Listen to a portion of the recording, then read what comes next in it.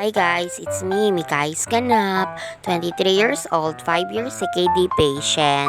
Tara, samahan niyo pala ako ngayong araw. Araw pala ng Webes. Ngayong araw din pala ay monthly laboratory ko na. Kaya eto, maaga pa nga lang ay gumising na ako. Sa mga oras na to ay alas 3 pala ng madaling araw. Kailangan ko nang bumangon ng ganitong oras dahil magpipidi pa ako. Dahil ngayong sasakyan na kung saan kami sumasakay ay 4:30 pa lang ng madaling araw ay umaalis na dito. Kaya kailangan talaga alas 3 pa lang ay bumangon na ako at makapaghanda na. Pag doon kasi kami sumasakay ay libre lang kasi yung pamasahe namin. Ayun, at nakatipid pa pala kami sa pamasahe. Inayos ko na pala yung mga gamit na dadalhin ko. Sabi ko nga, saktong 4:30 ay lumarga na pala kami papunta sa city. Sobrang dilim pa talaga ng mga oras na to. Dumating pala kami sa syudad bandang 5:30 na ng umaga. Medyo may liwanag na talaga siya. Dumaan muna kami dito sa may paradahan ng van para ihatid yung mga pasahero. Tapos inihatid na pala kami dito sa may hospital. Hindi pa kasi talaga ako nakakapaglakad ng maayos kaya eto, hinatid na lang kami. Medyo may sinag na araw na pala neto. Pagkarating pala namin dito ay tamang antay lang pala tayo. Dahil alas 8 pa naman magbubukas yung ibang office dito sa loob ng general. Dito na rin pala ako kumain ng umagahan sa baba. 2 manok na pala yung binili ko ngayon. Yung isa para mamayang tanghalian. Tapos tamang antay lang ako dito sa nanay ko dahil nagpa-process pa siya.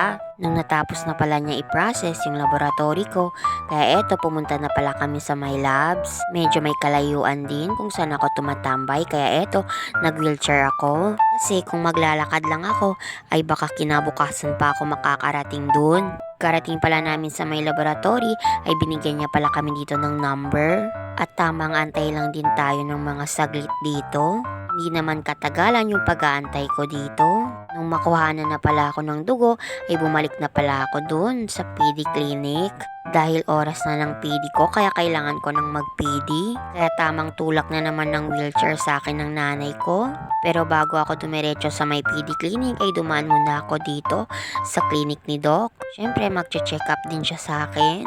At hihingi na rin ako ng referral para sa rehab. At nang matapos pala ako dun, ay dumiretso na ako dito sa may PD clinic para makapag-PD na rin. Dahil hindi ko nga sure kung anong oras kami uuwi.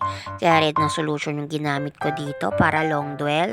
Isang solution lang kasi yung dinala ko ngayon. Bandang tanghali pala ay kumain ako ng tanghalian. Fave na fave ko talaga tong chicken joy ng Jollibee, lalong lalo na yung gravy. After ko palang kumain ay tamang antay lang tayo dito sa result ng labs natin.